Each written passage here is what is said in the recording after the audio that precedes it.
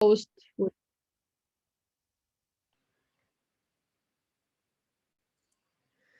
So hello everyone, my name is Karin Brunnemann and I am today giving a presentation of the risk assessment we have planned for Habitat Marte. It will be leading to new procedures, so it will not be a presentation about any station, but about the risks that are involved in analog Mars missions in Habitat Marte and elsewhere, and obviously also in real space exploration. So first of all, the risk assessment will cover the entire habitat, all the stations, and also the environment where we, for example, would go on EVA. So why is it necessary to do something like that? It's like missions, real missions to space. Also analog missions can carry risks.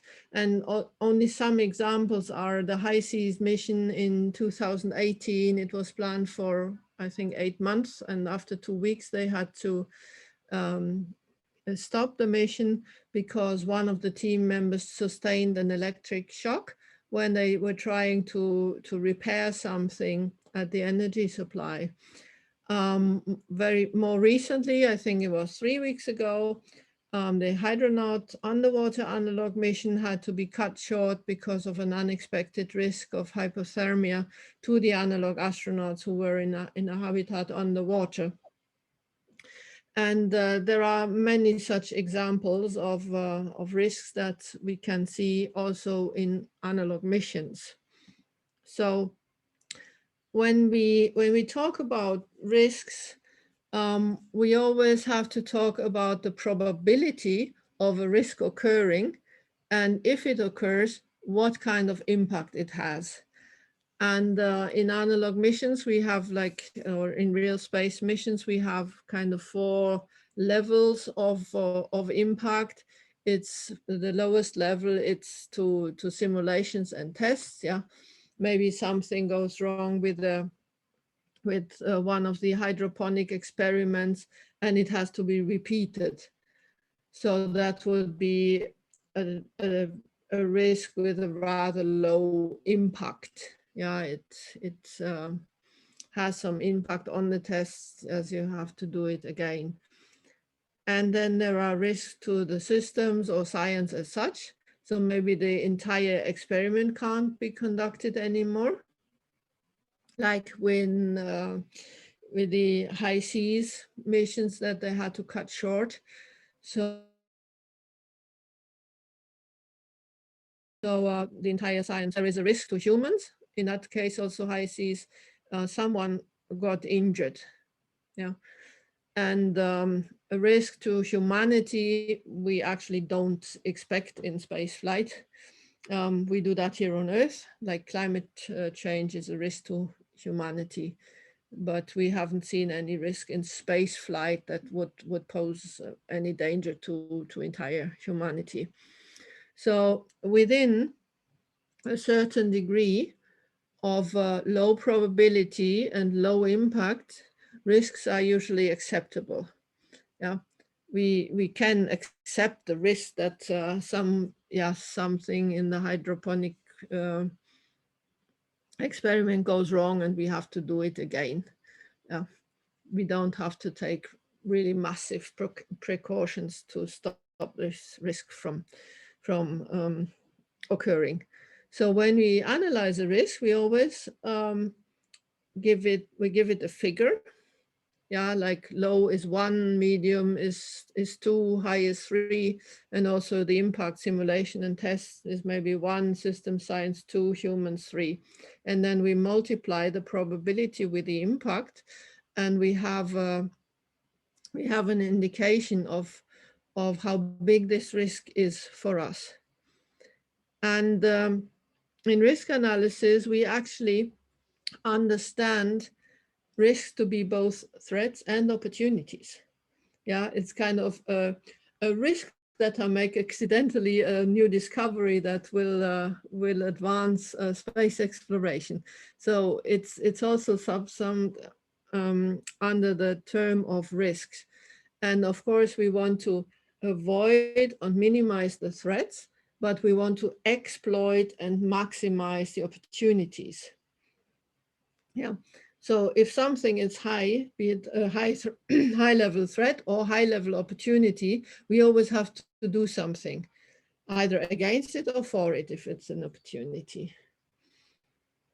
So what are the goals with this risk assessment? First of all, we want to create a detailed risk assessment for analog missions in Habitat Marte that can also serve as a guideline for other missions and also contribute to real missions to Mars. And also the goal is to publish an article for the interested public, on the Habitat Marte website and the blog on LinkedIn that will also help to attract yet more attention to Habitat Marte. Yeah. And so how am I going to do this? I will first of all identify risks in different areas, for example, in the main station, greenhouse, health center, sanitation center, etc., but also in the territory, like for EVA.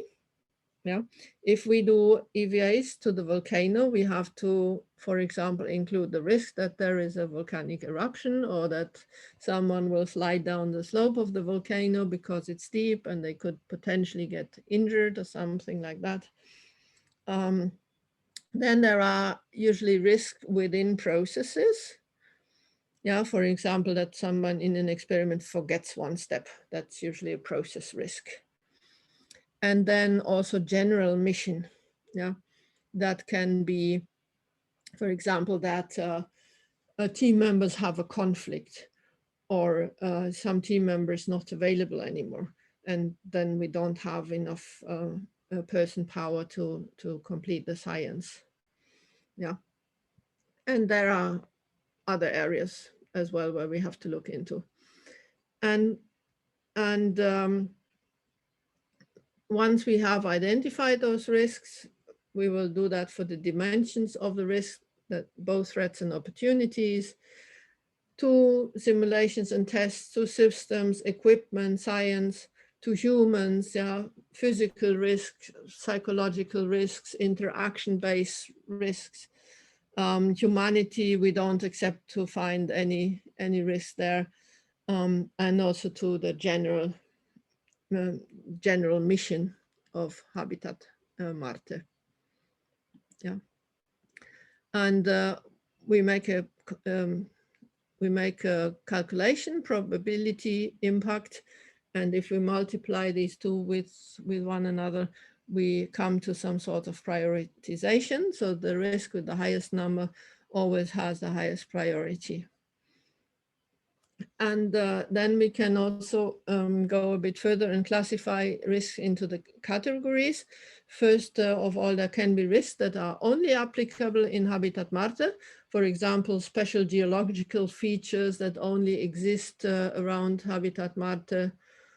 Or like it can be that the same risk is also applicable in other analog missions, like other analog Mars habitats or underwater habitats. And then also, which of these risks will also occur once we really go to Mars. Yeah, and of course, prioritization. And then in the end, we should recommend an approach for each risk. Yeah, are we going to accept this risk? Are we going to mitigate this risk? Are we going to transfer the risk, or are we going to eliminate the risk? And one of the deliverables of this exercise is a risk traceability matrix. I have just put one example in here so that you can see what it looks like. The risk has an ID. This is like number 1. Description: crew is using internet, WhatsApp, etc. to connect with the outside world during the mission. type, it's a threat.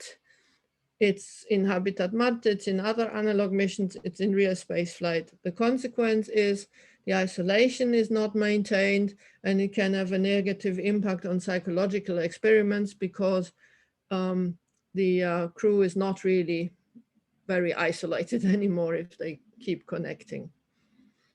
Yeah, and it's a risk to science. Yeah, it's not a risk to people or to humanity.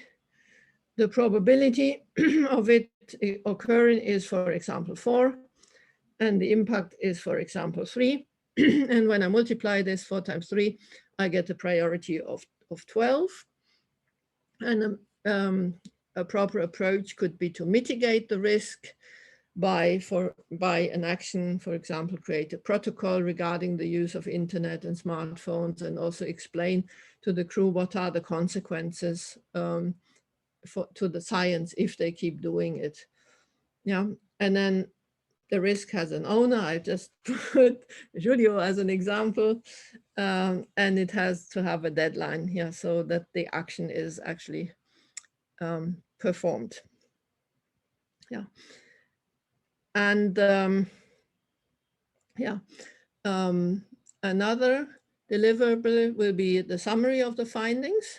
Yeah, what did we find? Did we find any new risks that have not been identified before, or did we find the same risk that other people in other missions found, or something like that? We can't tell yet because we haven't done the exercise yet. And of course, yeah, publish the information somewhere. And there will be, obviously, there will be hundreds and hundreds of risks. So we can expect that we need to perform this assessment in at least 3 missions to get a halfway complete analysis and list of all threats and opportunities. So in doing that, I would ask everybody, the entire crew, for help, please. Because I will do my very best to identify all the risks, but I would at the same time ask you, if you discover any risks at the station you are managing or in the area where you're working, please let us know. Also, if you see a general risk or you see a risk in another station, let us know. And also, yeah, we need to include risks that will or can occur in an EVA. And yeah, this is my contact. And yeah, I am open for your questions and comments, and yeah.